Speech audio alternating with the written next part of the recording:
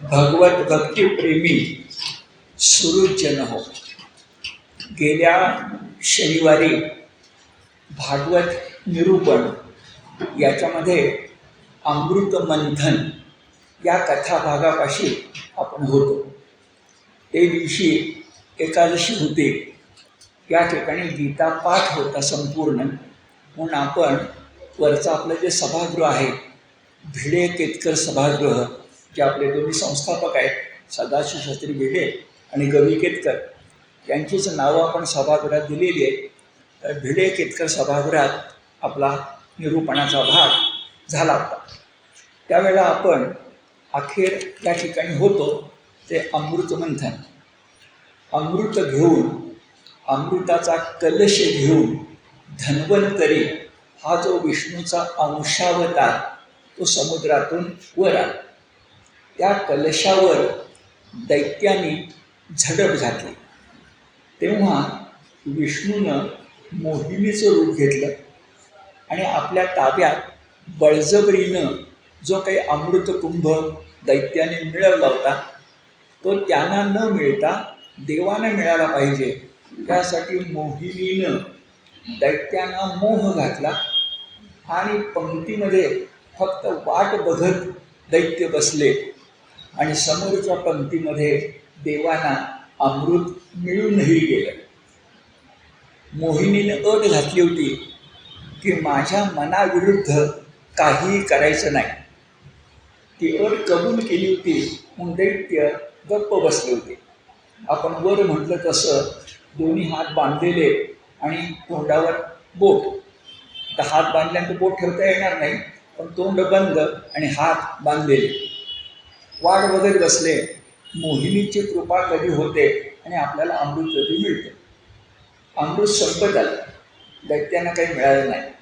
पण मध्येच राहू केतूपैकी राहूच्या लक्षात आलं की मोहिनी फसवती आहे, दैत्यांना फक्त वाट बघायला लावते आणि अमृत सगळं देवांना देऊन मोकळी होती.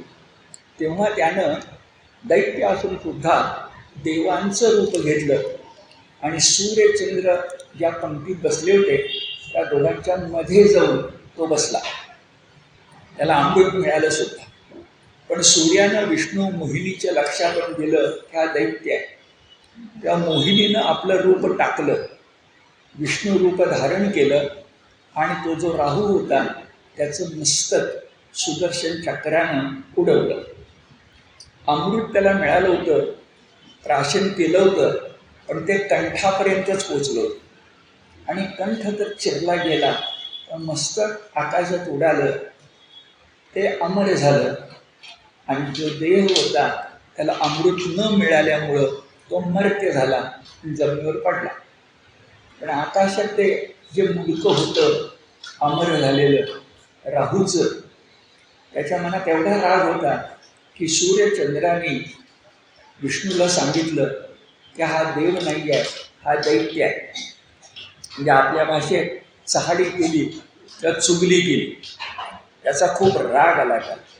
आणि तो राग इतका आल्यानंतर काय घडलं इथं आपण थांबलो होतो की राग इतका आहे की तो कायमचाच.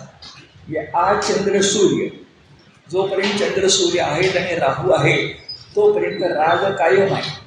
आणि त्या रागाचा परिणाम म्हणून विशिष्ट पर्व काळी म्हणजे ग्रहणाच्या वेळेला सूर्याला ग्रहण लावायला, चंद्रालाही ग्रहण लावायला हा राहू येतो, अशी भावना. इथंपर्यंत गेल्या वेळेला आपण होतो. पुढं भागवतकार हे आपल्याला भक्ती शिकवतात आणि नीती शिकवतात. भक्ती कशी शिकवतात बघा. तर वर्णन करता करता ज्या टप्प्यावर आता आपण होतो तिथं शुकाचार्य हे कथा परीक्षितीला सांगतात. तर ते परीक्षितीला म्हणतात, परीक्षिती तुझ्या लक्षात आलं का, समुद्र मंथन किंवा अमृत मंथन दोघांनी मिळून केलं, देव आणि दानव. त्या दैत्य देवानी दैत्यांना का बोलवलं तर एकट्याला समुद्र मंथन जमणार नाही म्हणून. तेही बलवान आहेत आपल्यासारखेच. दोन बलवान एकत्र येऊया आणि असाधारण कार्य करूया म्हणून बोलावलं.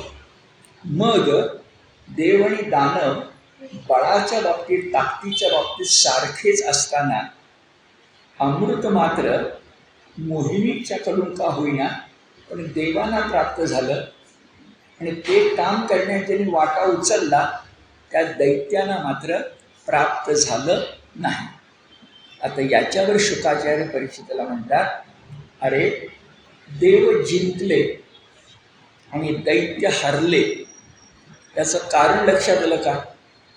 तसा विचार केला तर देश म्हणजे क्षीरसागर, काळ म्हणजे समुद्र मंथनाचा काळ, हेतू म्हणजे अमृत मिळवणं, अर्थ म्हणजे साधनं, अर्थशास्त्र जे चाणक्याचं आहे त्याचा अर्थाचा अर्थ फक्त पैसा नाही आहे.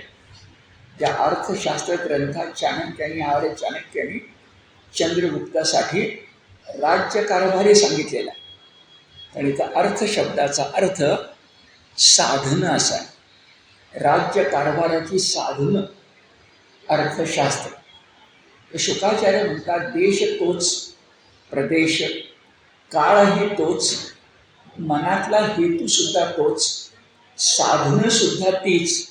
मग तो वासुकी असेल, ते कासवाचं रूप घेतलेलं विष्णू असेल, मंदर किंवा मंदार पर्वत असेल, साधन तर सारखीच आहे.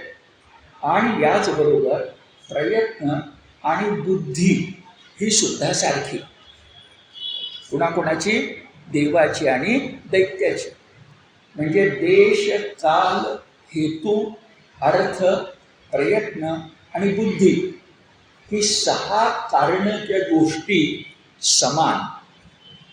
मग दोघांच्याही बाबतीत 6 गोष्टी समान असताना देवांना अमृत मिळालं, देवांना यश मिळालं आणि दैत्यांना मिळालं नाही, याचं कारण काय? असा प्रश्न शुकाचार्यांनी परीक्षितला विचारला. खरं तो प्रश्न तुम्हाला मला विचारला आणि त्याचं उत्तर शुकाचार्यांनीच दिलंय की हे सगळं होतं मात्र गीतेत म्हटल्याप्रमाणे दैव मेवात्र पंचमम. दैवचा अर्थ निश्चित करू नका, दैवी गुण 16वा अध्याय म्हणजे ईश्वर म्हणा. ईश्वरम एव पंचमम, ते ईशत्वम एव पंचमम. म्हणजे भक्ती त्या अधिष्ठान करता या श्लोकामध्ये 5वी आहे, इथं 7वी आहे. 6 गोष्टी सारख्याच आहेत, पण विष्णू सन्मुख असणं आणि विष्णू विन्मुख असणं हा फरक आहे. भक्ती देवाने केली, दैत्याने केली नाही. म्हणून देव जिंकले, दैत्य हरले. आता हे कशासाठी सांगितलं? परीक्षितीला कळण्यासाठी सांगितलंच, पण परीक्षिती 7-8 दिवसाचाच या इहलोकामध्ये होता. पण भागवत कायमचं टिकणार आहे. आपल्यासारखी मंडळी भागवताचं निरूपण करणार आहेत, ऐकणार आहेत, आपल्यासाठी सांगितलं. आपण सगळ्यांनी हे लक्षात ठेवलं पाहिजे की 100 पैशाचा रुपया असेल तर ते 99 पैसे आपल्या हातात आहेत. 100वा पैसा मात्र काहीही केलं तरी आपल्या हातात नाही. आणि जगामध्ये 100 पैसे नसले तर रुपया होत नाही. समजा 99 पैसे घेऊन आपण व्यापाऱ्याकडे गेलो आणि रदबदली करायला लागलो, अहो माफ करा, घेऊन टाका, 99 तर आहेत ना, कोणी व्यापारी येणार नाही. 100वा पैसा हा असावाच लागतो, तो पूर्णतेचा पैसा असतो. आणि ती पूर्णता पूर्ण पुरुषोत्तमाची भक्ती केली तरच आपल्याला मिळते. हा गीतेचा आणि भागवताचा संदेश आहे. भागवताची कथा नुसती ऐकायची नाही आहे, तर भागवताची कथा ही भक्ती आणि नीती दोन्ही गोष्टी आहेत. भगवत भक्तीला लोकनीतीचं सहाय्य आहे. रथाची 2 चाकं, त्या रथाचे 2 घोडे आहेत. लोकनीती नसेल तर ती भक्ती चांगली नाही, ती आंधळी होऊ शकेल, ती लोकविरोधी होऊ शकेल. पण लोकनीती बरोबर असेल तर भक्ती टिकेल.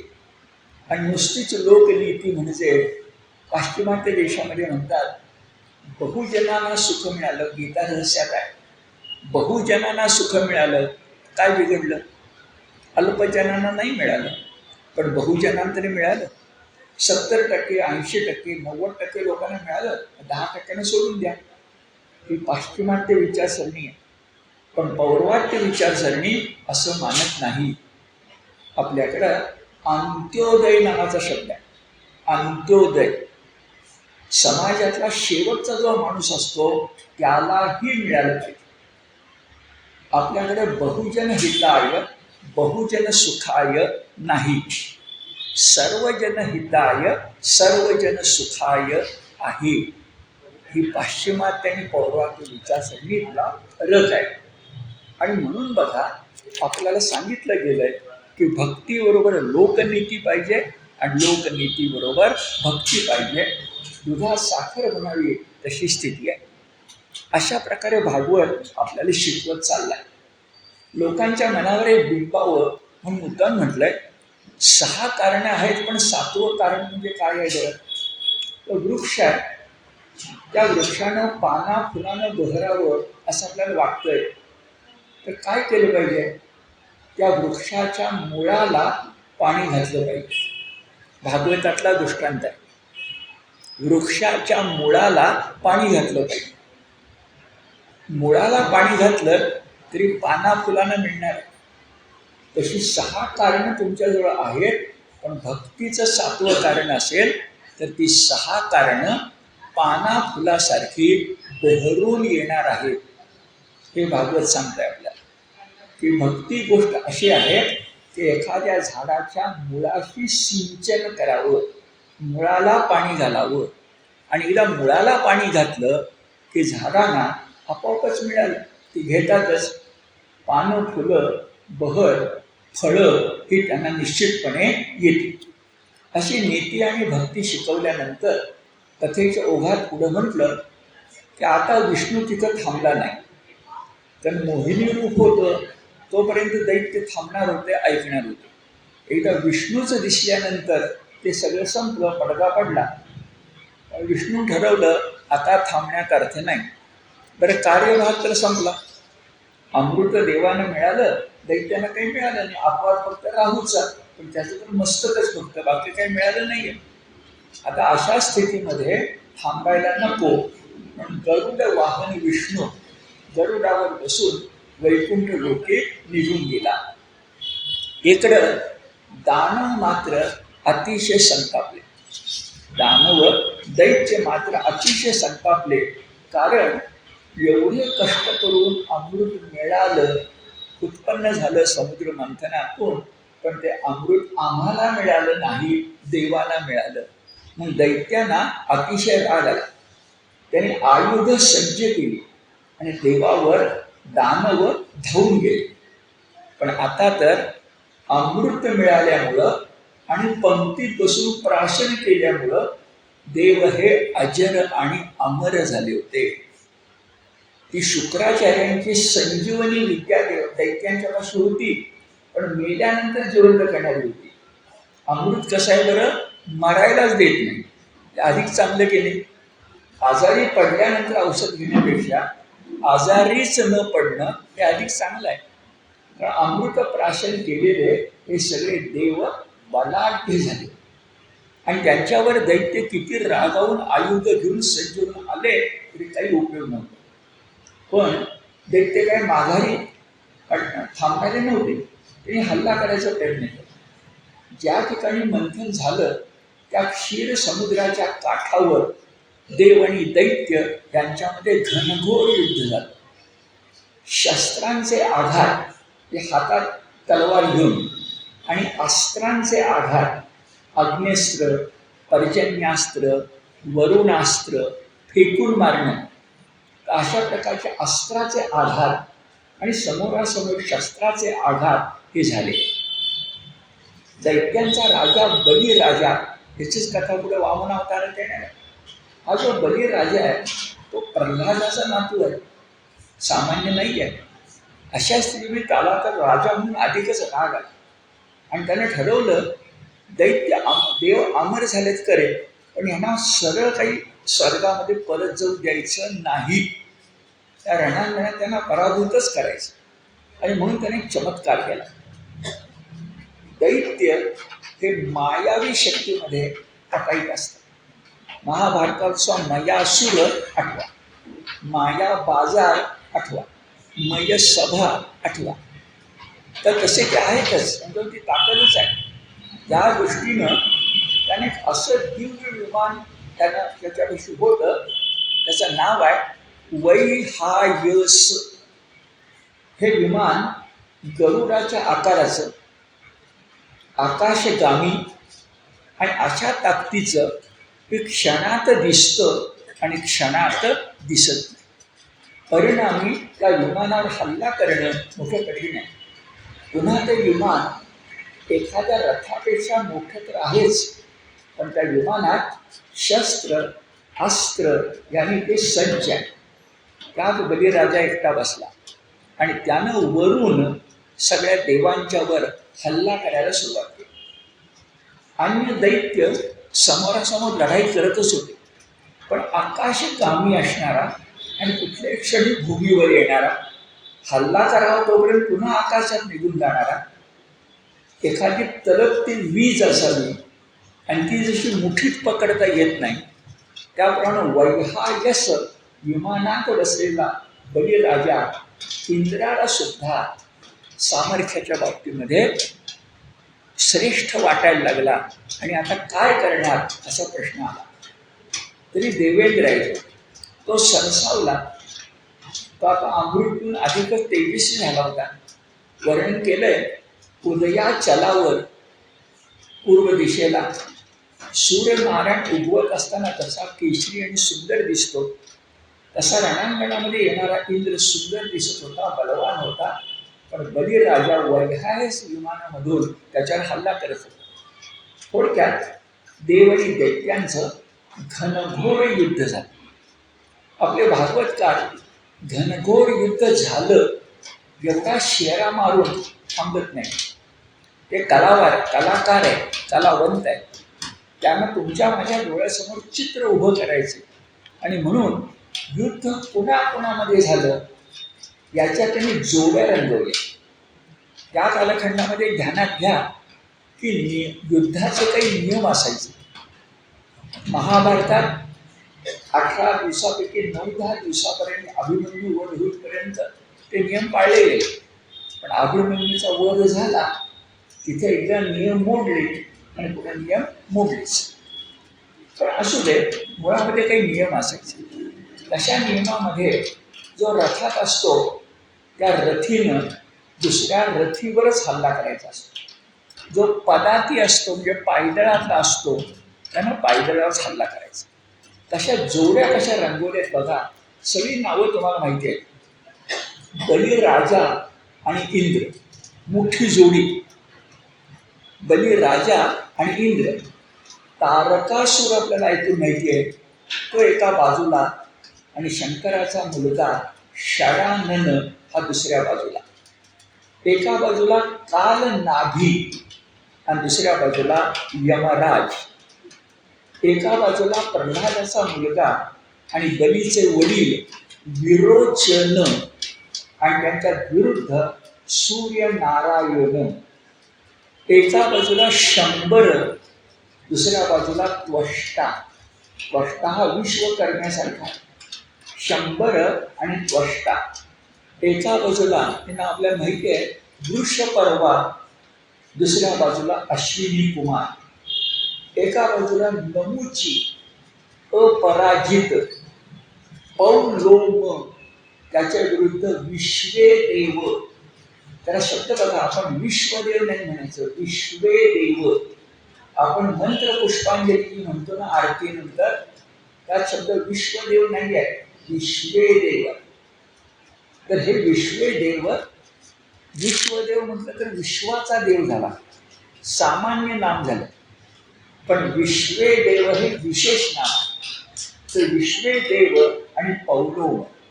आणि शेवटची जोडी खास आहे, शुक्राचार्य विरुद्ध बृहस्पती. आता इथं आपण लक्षात घ्यायचं, आपल्याकडं बुद्धिमंत माणसं सुद्धा शस्त्रसज्ज असायची. नंतरच्या कालखंडात काय झालं, बुद्धिमान माणसानं क्षात्र धर्म पाळायचं काही कारण नाही. पण माझा आपण वसिष्ठ विश्वामित्र संघर्ष बघितला होता. वसिष्ठ ब्रह्मर्षी आहेत खरे, पण विश्वामित्राच्या विरुद्ध त्यांनी आपलं ब्रह्म तेज दाखवलेलं आहे. आपल्या सगळ्या प्राचीन ग्रंथामध्ये जे कोणी ऋषी आहेत ते जसे खाण्यापिण्याच्या बाबतीत राजावर अवलंबून नाही आहेत. ते शेती पिकवतात, गाई गुरं ठेवतात, कंदमुळं खातात.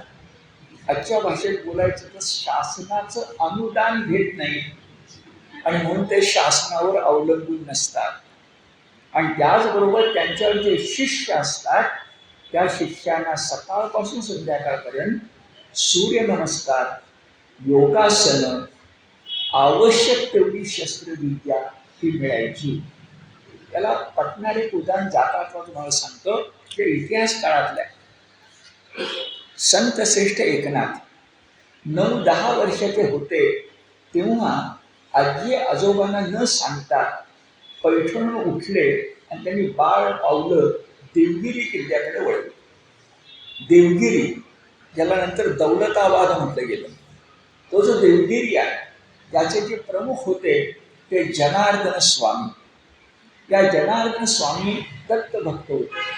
त्यांच्याकडं 10व्या वर्षापासून 12 वर्षापर्यंत 22वीपर्यंत 12 वर्ष एकनाथांनी तपश्चर्या केलेली आहे. नंतर ते गुरुबरोबर भारत भ्रमणाला गेले आणि ती सगळं करून नंतर परतून ते संसारी झाले. रामदासांनी भारत भ्रमण केलेलं, ही परंपरा होती आपल्याकडे. आता महत्त्वाचा मुद्दा, ही जी 12 वर्ष होती त्याच्यात त्यांना ब्रह्मविद्या मिळाली. खुद्द साक्षात दत्तात्रेयांचं दर्शन झालं. रोज संध्याकाळी, काय भाग्य आहे बघा, रोज संध्याकाळी देवगिरी किल्ल्यावर जनार्दन स्वामी ज्ञानेश्वरी शिकवायचे आणि समोर एकनाथ ऐकायचे.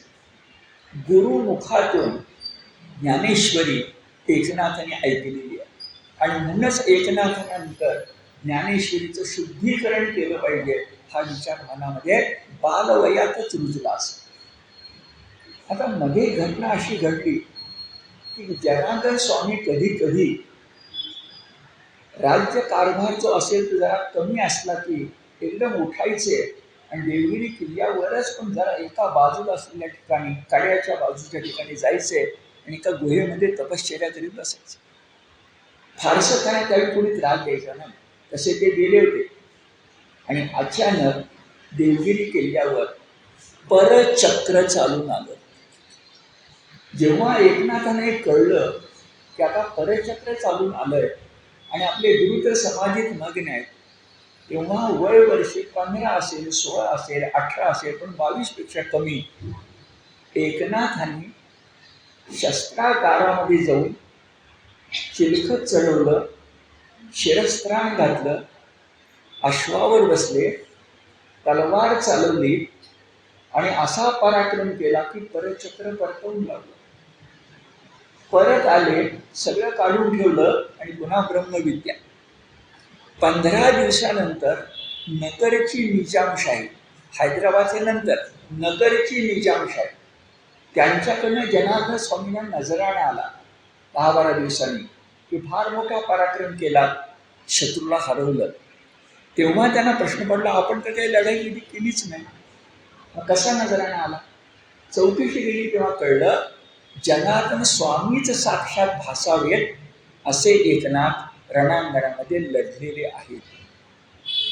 एकनाथांच्या वडिलांचं नाव सूर्यनारायण आणि ते लढाईमध्ये मृत्युमुखी पडलेले आहेत असे वीर आहेत. एकनाथांचे वडील वीर आहेत, स्वतः ते शस्त्रसज्ज झाले.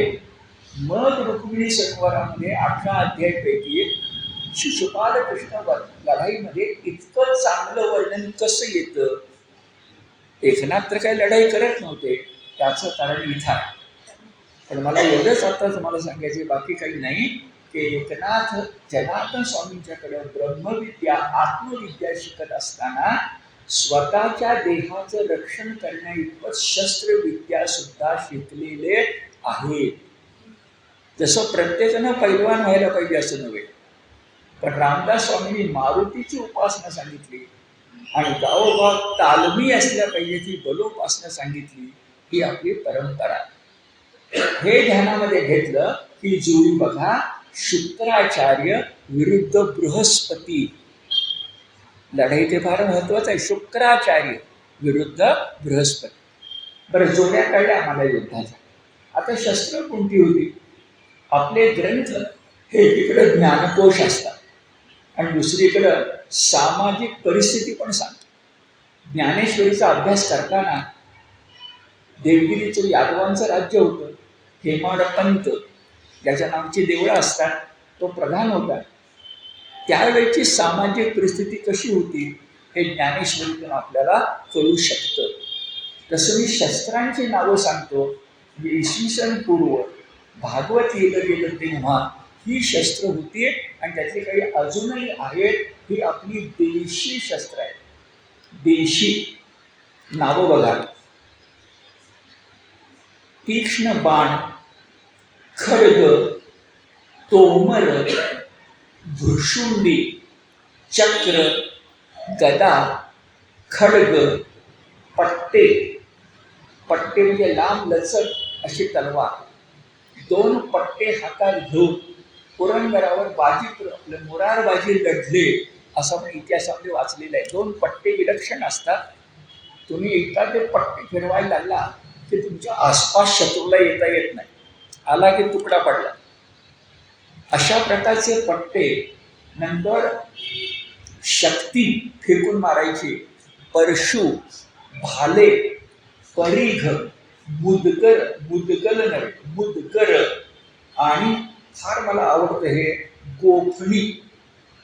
जे लांबून दगड सुद्धा मारता आला पाहिजे त्याची व्यवस्था पाहिजे. तलवारी पाहिजे आणि गोफणी पाहिजे. गोफण आपलं खास मराठमोळं शस्त्र आहे. लहान मुलांना तर फारच आवडतं, हे आपल्या सगळ्यांना माहिती आहे. अशी सगळी वर्णन जेव्हा भागवतामध्ये येतात तेव्हा भक्तीबरोबर शक्ती, भक्तीबरोबर नीती, ज्ञानकोश, विश्वकोश आपल्याला बहुश्रुत करणं हे काम भागवत करत असतं असं आपल्या लक्षात. आता जोड्या कळल्या, शस्त्रही कळली, वयहा यश विमानही कळलं आणि आता मुख्य लढाई बलिराजा आणि इंद्र याच्यामधली आहे. इंद्र आला तरी सुद्धा बलिराजा काही ऐकेना. तो शक्ती फेकत होता. ती शक्ती तोडल्यानंतर शूल फेकला म्हणजे भाला फेकला, तोही तोडला.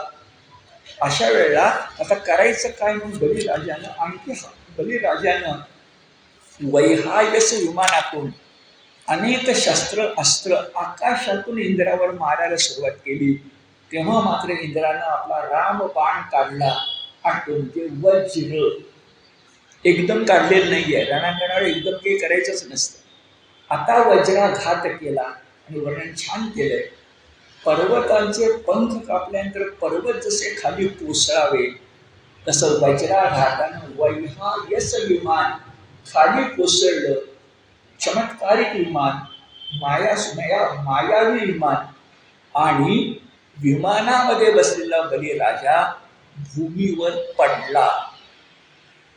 विमान गेलं, तुटलं. बलिराजा हा जमिनीवर आला सर्व अर्थानं आणि आपला नेता जमिनीवर आल्या म्हटल्यानंतर दैत्यांचा धीर सुटला आणि दैत्य पळत सुटले. एका अर्थानं देवांना विजय मिळाला. पळता पळता दैत्यांचं मन अगदीच खिन्न झालं की अमृत मिळालंच नाही आणि लढाई करताना पराभव पत्करावा लागला आणि घरी परतायचं. सगळ्यात खिन्न झाला तो बलिराजा. बलिराजा खिन्न होऊन असा परतला तेव्हा त्याची समजूत काढायचं काम शुक्राचार्याने केलं आणि ते करताना त्यांनी सांगितलं, जाऊ दे रे, अमृत नाही ना मिळालं, आपल्याकडे संजीवनी विद्या तरी आहे जी घेण्यासाठी देवांचा प्रतिनिधी कचदेव आला होता. ती तर आपल्याजवळ आहे ना, की नक्की देवांच्या वशी नाही आहे असं समाधान केलं, सांत्वन केलं. आणि पुढचंही महत्त्वाचं आहे. भागवत कसं नीती शिकवतं बघा. शुक्राचार्य बलिराजाला म्हणाले, अरे आत्ता जे संवत्सर चाललंय, 1 वर्ष तरी किमान आपण गप्प बसलं पाहिजे. कारण आता देव नुकतंच मिळालेलं अमृत पिऊन फार मोठे ताकदवान झालेले आहेत. अशा वेळेला आपण धीर धरला पाहिजे, शक्ती एकवटली पाहिजे, तपश्चर्या केली पाहिजे आणि पुन्हा एकदा डोकं वर काढून देवांशी झुंज घेतली पाहिजे. हे सगळं भागवतकार रंगवतात. यातून तुम्हाला मला ते लोक शिक्षण देतात हे ध्यानात घ्या. विचार करा, एक किल्ला मिळवायचा, सिंहगड परत, तर गड आला पण सिंह गेला, असा एक माणूस गमवावा लागत होता. त्या कालखंडामध्ये राजा जयसिंगाच्या समोर 27 किल्ले काही न बोलता द्यायचे. याचा अर्थ काय होतो? 9 वर्षाचा मुलगा राजा जयसिंगाकडे तहपुरा होईपर्यंत पोलीस म्हणून ठेवायचा. याचा अर्थ काय होतो? हात बांधून आलमगिरासमोर जायचं दिल्लीला. याचा अर्थ काय होतो? काळ रात्र ही सगळ्यांच्या जीवनात येते, पण काळ रात्री जे डगमगत नाही त्यांना कुसुमाग्रज यांचं वाक्य कळतं, रात्रीच्या गर्भात उद्याचा असे उषट काल. उद्याचा उषट काल नक्की होणार आहे, पण रात्रीचं भय बाळगून उद्याचा उषट काल होणार नाही, असं शुक्राचार्य बळीराजाची समजूत घालताना म्हणतात. थोडी त्याची अस्वस्थता कमी झाली. मग त्या दैत्यांची नेहमीची पद्धत अशी आहे, त्या जे राजा पुरुरवा म्हणून आहे त्याने सुद्धा केलेली आहे, की तो स्वर्ग जिंकायचा असेल देवांचा, तर दानव आणि मानव, पुरवा हा मानव आहे, दानव आणि मानव यांच्या हातात काय? यज्ञ करणं. आणि भरपूर 100 यज्ञ केले की कदाचित इंद्रपद आणि स्वर्ग मिळू शकतो. म्हणून शुक्राचार्यांनी बलिराजाचं सांत्वन करून म्हटलं, अरे तू अनेक यज्ञ तरी कर, यज्ञामध्ये अग्नी नारायण प्रसन्न होईल आणि तुला अधिक चांगली शस्त्र अस्त्र देईल. आता देवांसमोर तुझं ते वय हा जसं विमान टिकलंच नाही ना, देव तर अमृत प्याले. आता पुन्हा एकदा अग्नी नारायणाला प्रसन्न करूया आणि नवी शस्त्र अस्त्र मिळवूया. त्याचं वर्णन तुम्ही किती छान केले बघा. जवळजवळ 100 यज्ञ बलिराजानं केले. अग्निनारायण प्रसन्न झाला आणि खुद्द अग्निनारायणानं बलिराजाला सुवर्ण रथ दिला. त्या सुवर्ण रथासाठी बळकट अश्व दिले. रथावर शोभून दिसणारा सिंहध्वज नावाची यशोपताका दिली. दिव्य धनुष्य दिलं. अक्षय भाता दिला आणि अंगावर घालायचं दिव्य कवच दिलं. यज्ञातून काय काय मिळू शकतं बघा, हे अगदी सविस्तर सांगितलं. एवढं सगळं घेऊन बलिराजा हा सामर्थ्यवंत झाला. आता मानवी भावना बघा, प्रल्हाद हा विष्णूचा भक्त, पण प्रल्हादाला आपला नातू पराभूत झाला याचं कुठेतरी वाईट वाटणारच नाही. त्या आजोबाने नातवाला 100 यज्ञ झाल्यानंतर आम्लान फुलांची माळ अर्पण केली.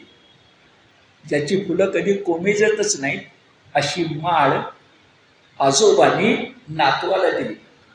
शुक्राचार्यांनी असा दिव्य शंख दिला की पुढ्याचा उल्लेख येणार आहे, तर तो दिव्य शंख ऐकून इंद्र चकित झाला, कारण त्यांना असा दिव्य शंख पूर्वी कधी ऐकलाच नव्हता. हे सगळं यज्ञातून बलिराजाला मिळालं. हे का सांगतायत? अपमानाचा सूड घेण्यासाठी, हरवलेला अमृत पुन्हा एकदा मिळवण्यासाठी, सामर्थ्यवंत झालेल्या स्वर्गाला धडा शिकवण्यासाठी 100 यज्ञ करून बलिराजा तयारी करतोय असं आपल्या लक्षामध्ये येईल. आणि अशी सगळी अनुकूल परिस्थिती झाल्यानंतर सावर्णी नावाचं संवत्सर संपल्यानंतर बलिराजानं सैन्याबरोबर घेऊन अजर आणि अमर असणाऱ्या इंद्रपुरीवर हल्ला केला. हा हल्ला झाल्यानंतर वेढा घातला गेला. देव लढाईच्या तयारीत होते, पण बलिराजानं असा दिव्य शंख फुंकला की इंद्राला प्रश्न पडला की ज्यांना अमृत मिळालं नाही, जे ना उमेद झाले होते, ते वर्षाच्या आत आपला हल्ला करायला कसे काय आले बरं? शत्रूला चकित करणं म्हणजे अर्धी लढाई जिंकणं. इंद्र चकित झाला, हे आले कसे काय? मला प्रश्न पडला काय करावं. अमृत तर मिळालं नाही आहे, हे आपल्याकडं पराभूत झाले. आणि म्हणून त्यांनी बृहस्पतींना प्रश्न विचारला की अहो, अमृत मिळालेलं नाही आहे, अशा स्थितीमध्ये हा बलिराजा एवढं सामर्थ्य एकवटून आपणहून आम्हाला आव्हान द्यायला कसा काय आला? आता हा प्रश्न तुम्हाला आम्हाला सुद्धा पडणार. भागवतकार त्याचं उत्तर देतात, आजपर्यंत एकदा सुद्धा शुक्राचार्याने आपलं ब्रह्मतेज बलिराजाला दिलं नव्हतं.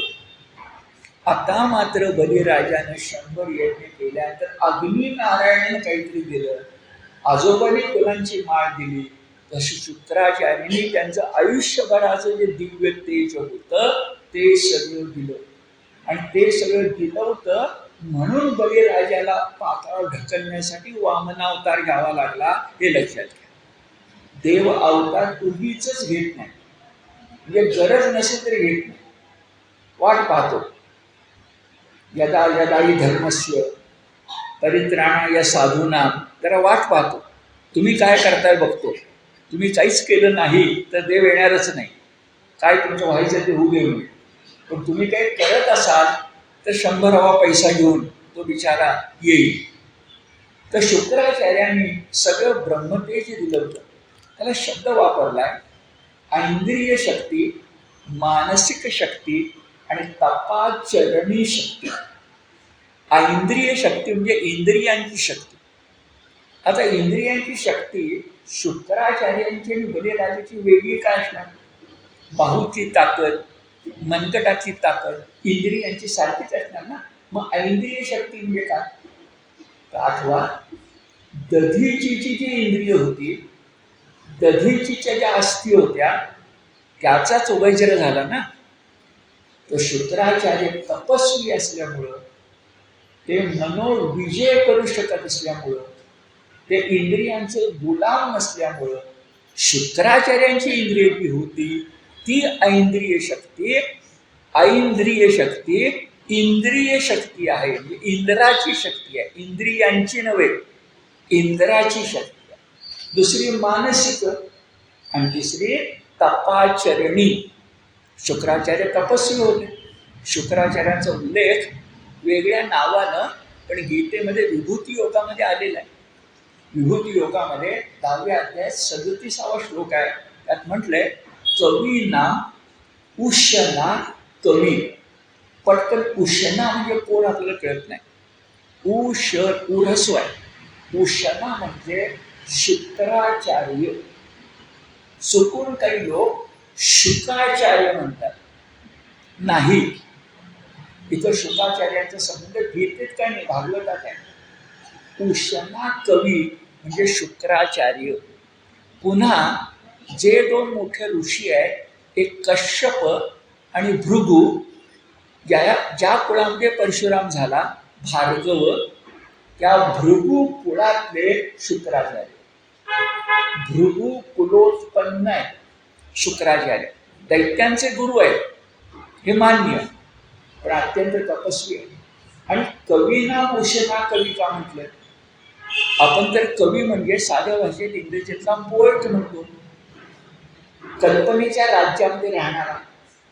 पण संस्कृतमध्ये कवी शब्दाचा अर्थ आपण ज्याला कल्पनेतला कवी म्हणतो, प्रतिभा कल्पना हे जास्त मानतो, ते चूक नाही आहे. पण संस्कृतमधला कवी प्रतिभे इतकाच प्रज्ञा संपन्न असतो. तो तत्वचिंतक कवी असतो, ज्ञानेश्वरांसारखा. तो कवी असतो तो दृष्टांतातून, आणि तत्वज्ञान असतं सिद्धांतातून. तत्वज्ञ कवी एक विलक्षण शक्ती आहे जी ज्ञानदेवांच्या पाशी होती, त्याला कवी म्हणतात. नुसता इंग्रजीतला पोएट म्हणजे संस्कृतमधला कवी नव्हे. दुसरी गोष्ट, जसे ऋषी असतात, ऋषी म्हणजे ऋ या धातूचा अर्थच लांबचं बघणार असा आहे. त्या ऋषीप्रमाणे कवी सुद्धा दूरचं पाहू शकतं हे आपल्याकडे आहे. जे न देखे रवी ते देखे कवी. थोडक्यात कवी हा गीतेतल्या स्थितप्रज्ञासारखा, ज्ञानी भक्तासारखा एक आदर्श आहे. त्यानं असुरांच्याकडे जावं का जाऊ नये हा प्रश्न वेगळा, पण त्याची शक्ती कमी नाही. आणि त्यानं आपलं ब्रह्मतेज हे जेव्हा बलिराजाला दिलंय तेव्हा त्याला पाताळ ढकलण्यासाठी वामन अवतार घ्यावाच लागतो, जो थोड्या वेळानं येणार आहे. पण बलिराजाला असं सगळं मिळालं होतं.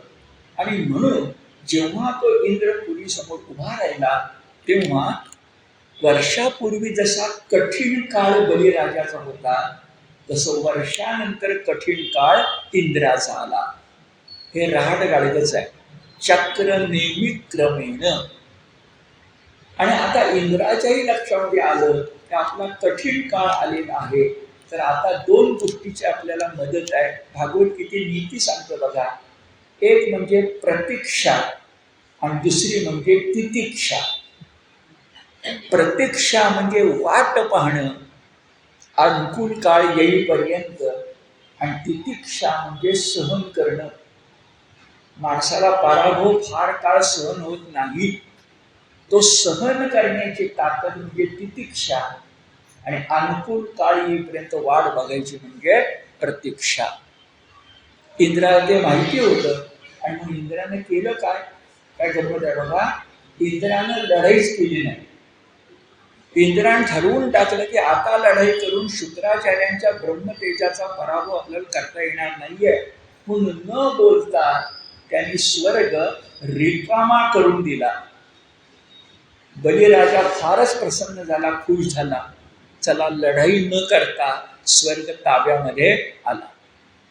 आणि इंद्राजी देव पुढं वर्ष, 1.5 वर्ष, 2 वर्ष वनवासात गेले आणि बलिराजा स्वर्गाचा स्वामी झाला. एक स्वर्ग जिंकल्यानंतर त्रैलोक्य ताब्यामध्ये आले. पुन्हा शुक्राचार्य म्हणाले यज्ञ करा म्हणून, आणि त्या यज्ञामध्येच वामन अवतार येणार आहे हे तुमच्या लक्षामध्ये येईल. यज्ञ कुठं केले तर आजही गुजरातमध्ये जे भडोच आहे, भडोच नावाचं गाव, त्याचं मूळ संस्कृत नाव भृगु कच्छ असं आहे. भृगु कच्छ पासून भडोच हे झालेलं आहे. पुन्हा गुजरात येथून त्या कालखंडामध्ये सरस्वती नदी वाहत होती. राजस्थान व पंजाब, हिमालय, हरियाणा आणि सरस्वती नदी इतकी मोठी होती की सिंधू नदी तिची उपनदी होती. गंगा यमुनांचा पत्ताच नव्हता, म्हणजे गंगा यमुना म्हणून माहिती नव्हत्या. अशी सरस्वती नदी लुप्त झाली आहे प्रस्तरभंगामुळं. जसा धरणीकंप होतो तसा काही एक झालं आणि सगळंच बदललं. राजस्थान वाळवंट बनलं. पण आज सुद्धा म्हणजे नासा सांगतो आपल्याला किंवा आपलं उत्खनन सांगतं की त्या ठिकाणी निश्चितपणे पाणी होतं, जे बंगालच्या आपल्या द्वारकेपाशी मिळत होतं. एवढी मोठी जहाजं होती जी आजही सापडतात. आजही कळतात की गुजरातमध्ये, गुजरातच्या किनाऱ्यावर असं खडकामध्ये खोदलेले आपल्याला गुहा दिसतात, ज्याच्यात समुद्राचं पाणी जातं आणि मोठमोठी जहाजं आत जाऊ शकतील असं आत्ताही शिल्लक आहे. यावर बोलायला लागलं तर तासभर खर्च करावं लागेल. आपलं काय सामर्थ्य होतं, कसे आपण बृहत भारत जिंकला होता, कसा बौद्ध धर्माचा प्रसार झाला होता वगैरे. पण त्या गोष्टी इतक्या सुरेख आहेत की वाचताना अंतःकरण भरून येतं. पूर्व दिव्य ज्यांचे त्यांना रम्य भावी काल. ज्यांचं पूर्व आयुष्य भाग्यवान आहे ते आपण हिंदू निश्चितपणे भाग्यवान असणार. उद्या आपण 5-10 वर्षात विश्वगुरु होणार, त्यात काही शंका नाही. आता या सगळ्या आठवणी जाग्या होतात याचं कारण इंद्रानं ठरवलं प्रतीक्षा आणि तितिक्षा, तो बाजूला झाला. पण गंमत बघा, इंद्र अशा प्रकारे बाजूला झाला, पण मुलांचं दुःख मुलांच्या पेक्षा आईला अधिक त्रास देतो. हा आपला सगळ्यांचा अनुभव आहे. तसंच तिथं घडलं. म्हणजे इंद्रादी देव वनवासात गेले, याचं सगळ्यात मोठं दुःख कुणाला झालं असेल तर देवांची आई जी आहे तिचं नाव आदिती असं आहे.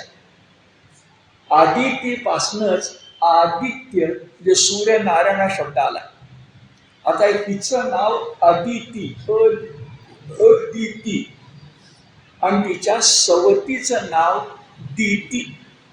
फक्त काढायचा. पतीचं नाव कश्यप. दोन नावं आपण सांगितली, भृगू आणि कश्यप. त्या कश्यपांच्या दोन पत्नी, एक दिती आणि आदिती. पैकी आदिती दत्तात्रेयांची आई जशी अनसूया आहे तशी आहे, आणि दिती मात्र सात्विक आणि राजस असण्यापेक्षा तामस प्रवृत्तीची आहे, हट्टी आहे. आणि त्या दितीच्या पोटी जे जन्मास आले कश्यप आणि दिती या दाम्पत्याच्या पोटी, ते आईच्या तामसी स्वभावामुळं, दिती या आईच्या नावामुळं दैत्य झाले. आपण जे दैत्य म्हणतो ते आईकडनं मातृनाम आलंय, दैत्य दिती. बर, त्या दितीपाशी कुठलाच चांगला गुण नव्हता का? असं असत नाही कधी.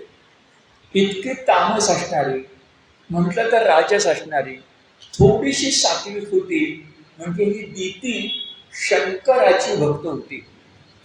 आणि बघा, निसर्गाचा ते ईश्वराचा न्याय असा आहे की तशा तिच्या शिवभक्तीमुळं तिच्या वंशामध्ये प्रल्हाद जन्मला, बलिराजा जन्मला.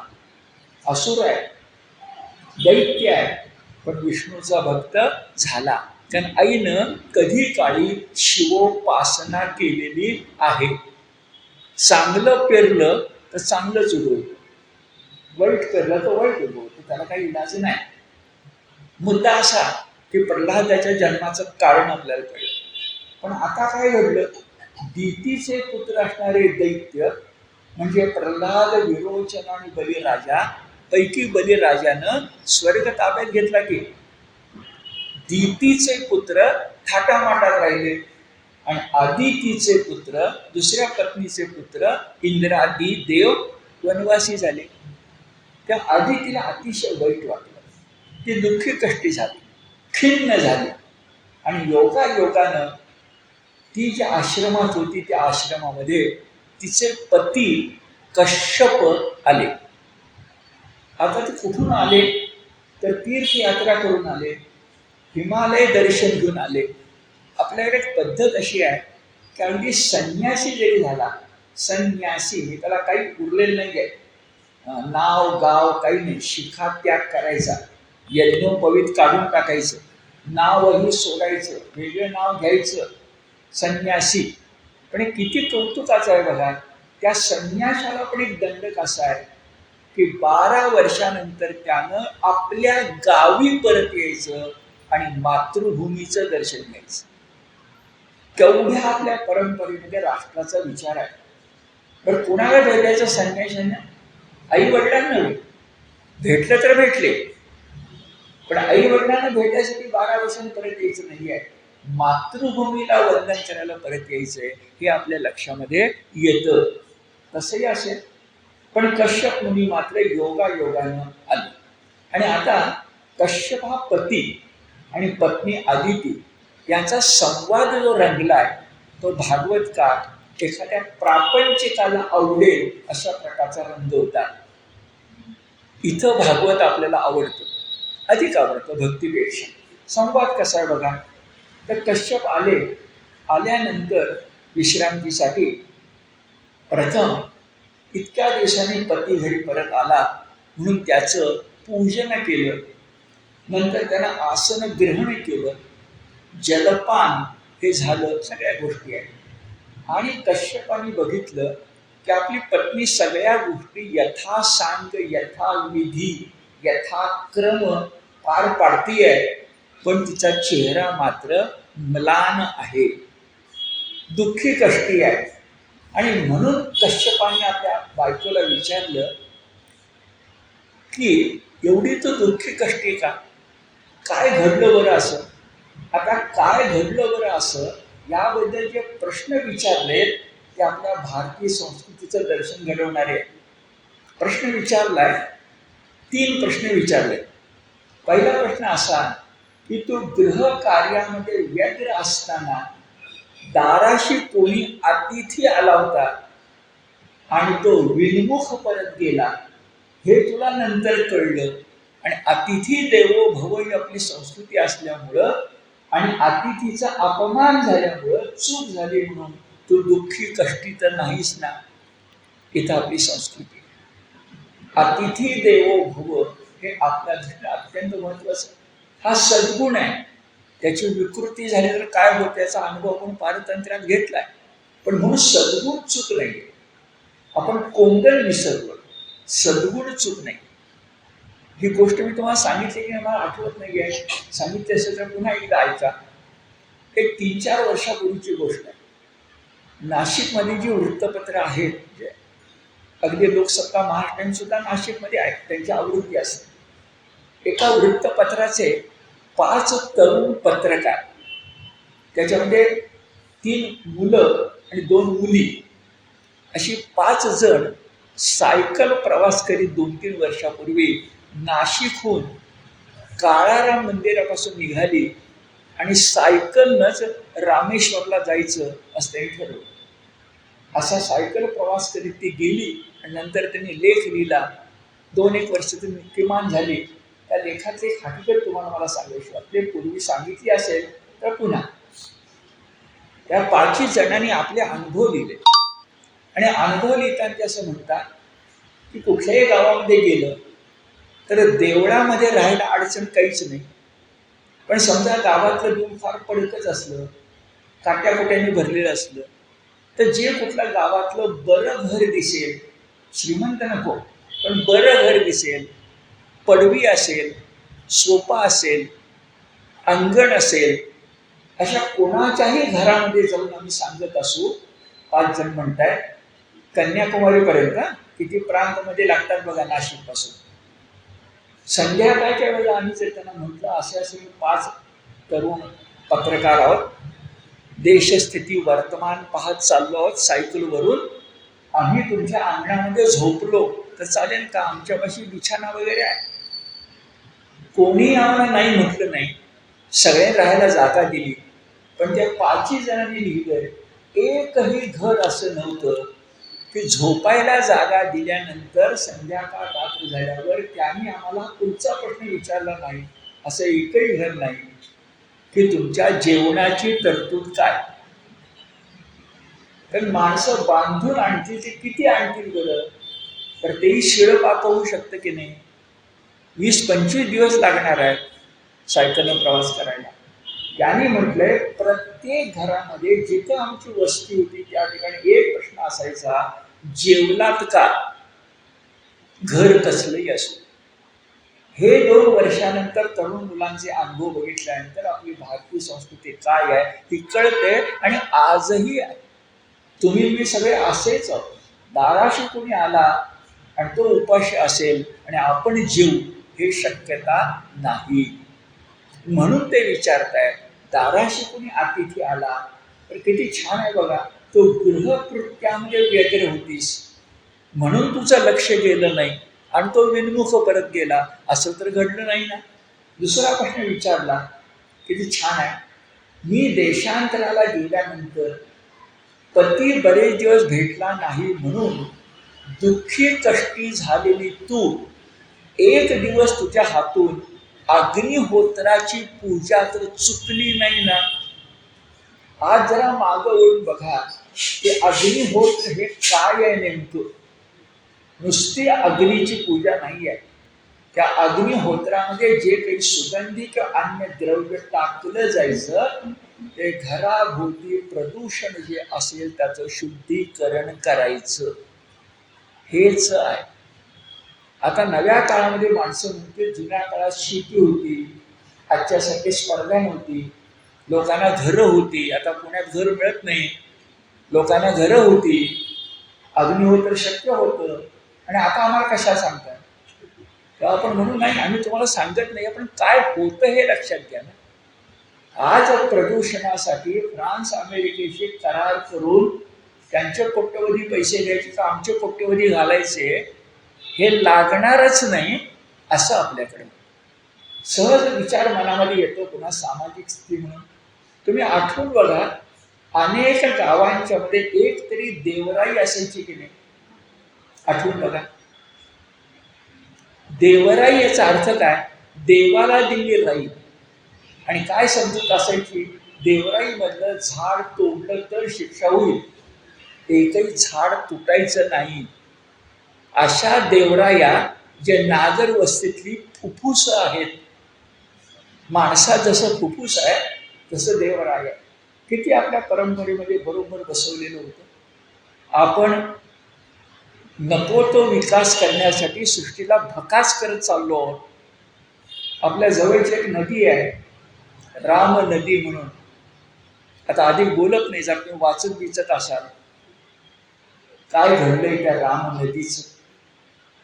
मुद्दा इतकाच की विकास आम्हाला जरूर पाहिजे, पण दोहन करून पाहिजे, शोषण करून नाही.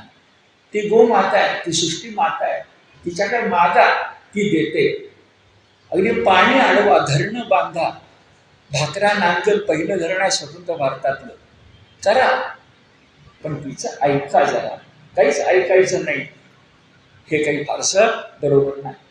तर विचारलंय, अग्निहोत्र तर तुझ्या हातून चुकलं नाही ना. आणि तिसरा प्रश्न घेऊन आपण थांबूया. किती प्रापंचिक छान आहे बरं. तुझी मुलं बाळ सुखी आहेत ना, का ती सुखी नाहीत म्हणून दुःखी झाली आहे?